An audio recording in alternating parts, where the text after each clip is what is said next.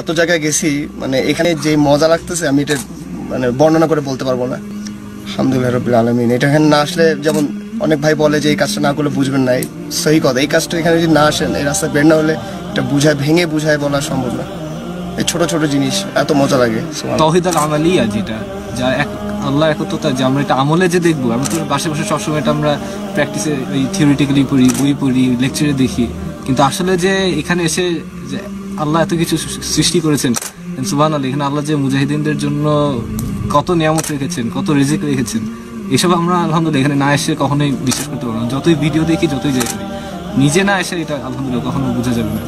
ইচ্ছা হয় যে গাঠি বান্ধব সব ভাইদেরকে নিয়ে আসি, ইনশাআল্লাহ। যত ভাইরা আছে, যত ভাইরা সাহায্য করছে এখানে আসতে, আলহামদুলিল্লাহ আল্লাহ তাদেরকে কবুল করুন এবং আল্লাহ তাদেরকে জিহাদে অংশগ্রহণ করার তৌফিক দান করুন।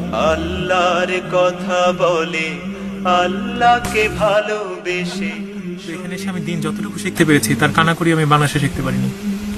আমি এখন বুঝতে পারি বা আমার প্রতি খেদমত আমার কেমন হওয়া দরকার ছিল, যেটা আমি বাংলাদেশে কিছুই করতে পারিনি। বাংলাদেশে থাকতে আমি বুঝতামই না খেদমত কি জিনিস। এখন আমার মনে হয় আমি যদি এক সপ্তাহের জন্য দেশে যেতে পারি, তাহলে আমি বাবা মাকে সেই খেদমত করতে পারবো যে খেদমত আমার করা উচিত, যে খেদমত আমাকে দিন শিক্ষা দেয়। এখানে আসা মানে শুধু এই না যে আমি জিহাদ করবো, জিহাদ শিখবো, শুধু তাই না, এখানে সেই ইসলামের প্রতিটা জিনিস আমি শিখতে পারবো। আমার আখলাক ভালো হবে, আমার মুআমালাত ভালো হবে। আমি বুঝতে পারবো যে সংসারে কিভাবে থাকতে হয়, বাবা মার সাথে কিভাবে থাকতে হয়, ছেলে হিসেবে ভূমিকা কি, মুজাহিদ হিসেবে ভূমিকা কি, মুসলিম হিসেবে ভূমিকা কি, সবকিছু এখানে শেখা যায় এবং খুব সহজভাবে শেখা যায়। মাথার উপর যখন এখানে ড্রোন ঘুরে, তখন আল্লাহ রাসূল সাল্লাল্লাহু আলাইহি ওয়াসাল্লামের সেই হাদিস স্পষ্টভাবে বোঝা যায়, যেটা রাসূল সাল্লাল্লাহু আলাইহি ওয়াসাল্লাম বলেছেন যে মাথার উপর তরবারির ঝলক দেখে তার কবরের আযাব হবে না। এই হাদিস পড়ে আমি বাংলাদেশে কিছুই বুঝতে পারিনি, কিন্তু একদিন যখন আমার মাথার খুব উপরে একদম কাছে ড্রোন এসে পড়েছিল, তখন আমার সেই ফিলিংস হয়েছিল যেটা এই হাদিসের সত্যিকারের ফিলিংস। তো ভাইয়েরা, এখানে আসুন, দিনকে পরিপূর্ণ করুন।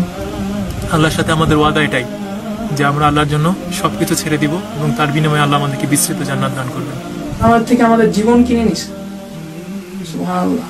আল্লাহ ইনভেস্ট করে, আল্লাহ কিনে নেয়, সুবহানাল্লাহ। এর চেয়ে বড় কমার্স, এর চেয়ে বড় বিজনেস আমি আর দেখি না। যারা ভাই ব্যবসা বুঝেন তারা এটা আরো ভালো করে বুঝবেন। যখন আমরা শুনতাম সাহাবীদের তরবারি নিয়ে ঘুরতো, আমরা আজকে ক্লাসিন নিয়ে ঘুরতেছি। আল্লাহর রাস্তায় আসতে হবে,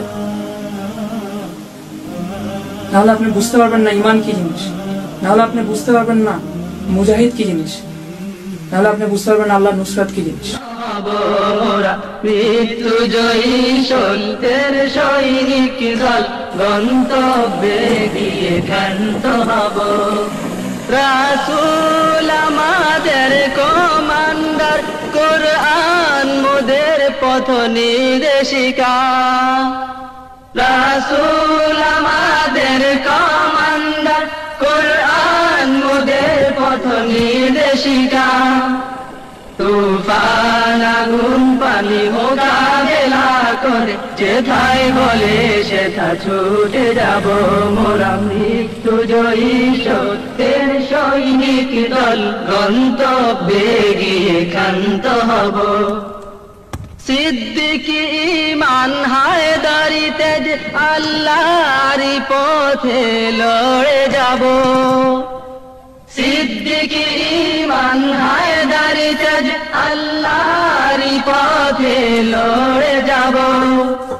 মুরতাদ কাফিরের দম্ভ অহংকার চূর্ণ করে মোরা শান্ত হব।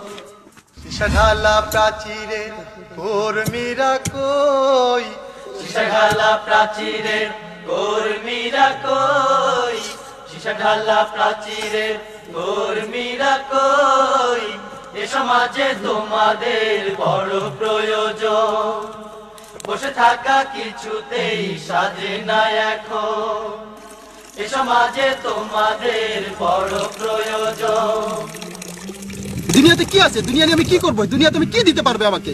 দুনিয়া আমাকে দিতে পারবে সামান্য কিছু ইজ্জত, কিছু টাকা পয়সা, কিন্তু এটা আমাদের জন্য যথেষ্ট নয় ভাই। আমরা মুসলিম উম্মাহ, আমরা ইহুদি নাসারাদের গোলামি করতে আমরা দুনিয়াতে আসিনি। আমরা আসছি দুনিয়াতে আল্লাহ সুবহানাহু ওয়া তাআলা শরিয়াকে বাস্তবায়ন করার জন্য, আল্লাহ সুবহানাহু ওয়া তাআলা সন্তুষ্ট করার জন্য। মুহাম্মদ সাল্লাল্লাহু আলাইহি সাল্লাম তার জীবনে বাস্তবায়ন করেছেন আল্লাহ সুবহানাহু প্রদত্ত দিন। সেই দিনের অনুসরণ করবো এবং দিনকে বাস্তবায়ন করার জন্য মুসলমানদের কাজ হচ্ছে এইটা। যদি বসে মাঝ পথে এসে, থাকো যদি বসে মিলবে কি করে মঞ্জিল, উড়বে কি করে আবাবি।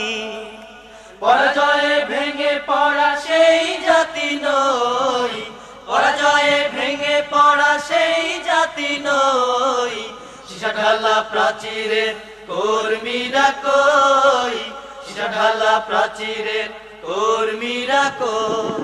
কাটা ভরা পথে হবে তবু যেতে, কাটা ভরা পথে হবে তবু যেতে, কাটা ভরা পথে হবে তবু যেতে, এই ছিল তোমাদের কামনা।